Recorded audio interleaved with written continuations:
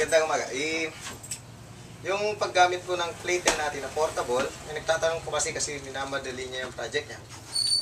Gusto kong ituro in details kung paano niya gagamitin yon. Ang problema niya, kung paano i-align sa ilalagay sa screen yung yung design niya. Halimbawa yung design ganito, yung pwede mong gawing guide yung mag-print ka rin ng buong design, yung CMYK, parang isa na dyan. Ang gagawin na lang, sa separated na colors, halimbawa isang kulay ito, tatapat mo na lang yan. Yan. Minsan, kahit hindi ko na ginagamit yung mga crosshair niya, itatapat ko na lang dun sa dun sa eksaktong bond paper niya, size. Tapos gano'n, edi yung tape niya nakabaliktad. Parang didikit siya dito. Yan. Ito yung natin.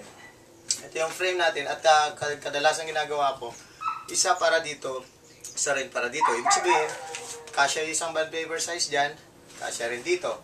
Yung A3, kasya po dyan sa buong frame. Yun po yung standard natin sa frame. Ngayon, pag ginawa na, lalagay dyan, tatapat, i-guide mo rito yung button nito.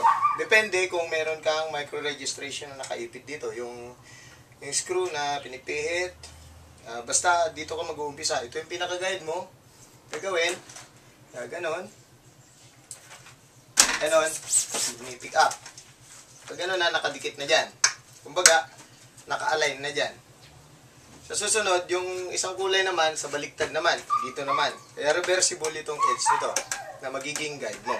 Ngayon, pag nag-print na, ito na, di tapos na yung guide nito, yung silbi nito. Oops.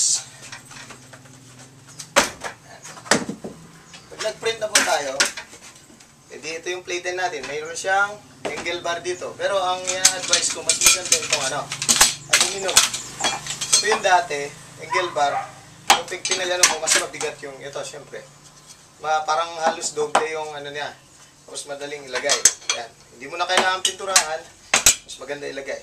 Kay Ma'am Lee, yung sitwasyon niya, ginawa raw niya 16 by 22. Ibig sabihin, 24 to, pag ginalis mo pa yung 22, parang ganyan lang. Ganyan ang mangyayari dun sa niya.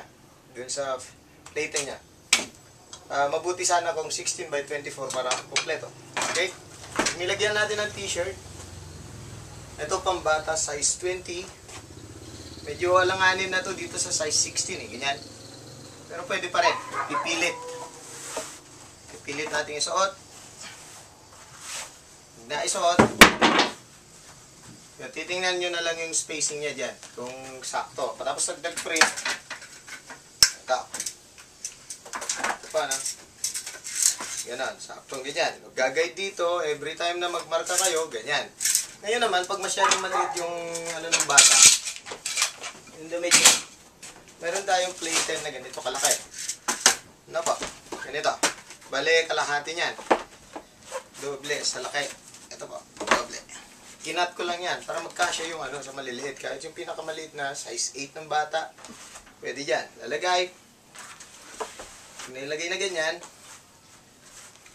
Para magamit din yung guide bar. Halimbawa rito, meron tayong invento ganito.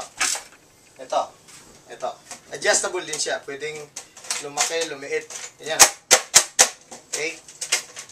Pwede ka rin tayong gumawa ng ganito. Tapos, igaganyan mo, lalagay mo. Ganon. Every time na mag-print ka na, alisin yan, gagamitin mo rin itong bottom nito. Ganon. Okay? Depende na lang sa pag-adjust. Ayan. Okay? Palagi ito kasi importante itong guide na to, yung horizontal, pag nilagay mo na dyan, okay na. Pero, kunting-kunting itatapat mo lang dun sa Kung gusto nyo na eksakto, wala nang silipan, pwede nyo lagyan ng yung sa T-guide na yun. Pero sa akin, madali na. Basta nakuha mo yung horizon, hindi lang nakatabingin gano'n o nakaganon, tatapat mo lang, hagod agad. Yun po ang system niya.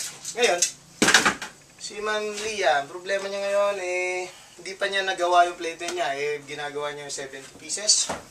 At ganito pa lang yata ang sitwasyon niya ngayon. Ganito.